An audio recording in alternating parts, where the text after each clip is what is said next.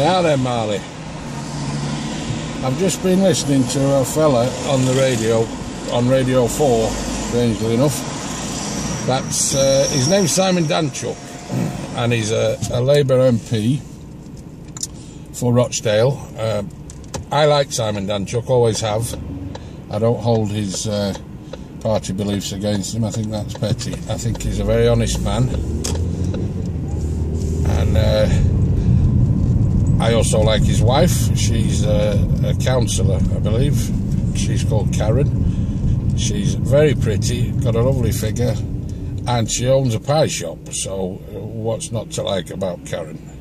But I've got a new favourite member of Simon's family. It's his dad, Kevin, because he and Simon were just interviewed by a Radio 4 lady in a pub somewhere in the Rochdale area, and Simon's dad would have undoubtedly been called a bigot by Gordon Brown for the stuff that he said.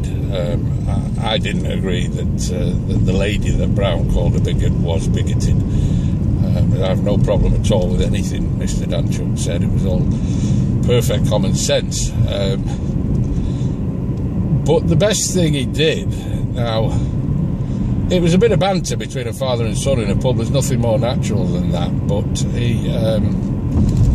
the interviewer said, to put it in context, the interviewer said, after Mr. Danchuk Sr. had implied that he would quite possibly vote UKIP in the general election in May of next year, the interviewer said, well, shouldn't you really vote for your son?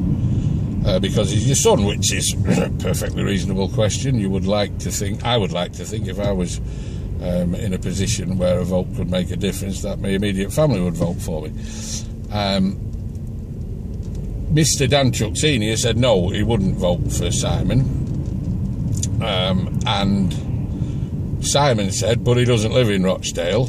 So the banter continued with Kevin, the dad, saying, I can always move, I could flit, which is a northern expression for moving house, I could rent somewhere. And Simon Danchuk, the Labour MP for Rochdale, said the following: well, you won't get a council house, I'll make sure of that. Yep, that's what he said. Now, I don't know, I think possibly somebody in Radio 4's Edit Suite didn't get the anti-UKIP memo, or else there's another possibility that people are taking seriously a future defection from Labour to UKIP on Simon Danchuk's part, and so the BBC are trying to damage him, damage Simon Danchuk prior to that happening. That's far from being beyond the realms of possibility, given the way the BBC act in matters UKIPian. But anyway, that's exactly what he said. Now, as I've said before, I think he's an honest man, and everybody knows it's just kind of out there that you don't get a council house in Rochdale unless you vote Labour. But to hear the Labour MP for the area confirming that, and again, it was a bit of banter and it shouldn't be taken as anything else really, but had a UKIP person said something so deliciously off message on Radio 4, it would have been all over Sky News, all over the BBC News, all over the lefty media, the paper press. There's just no doubt about that.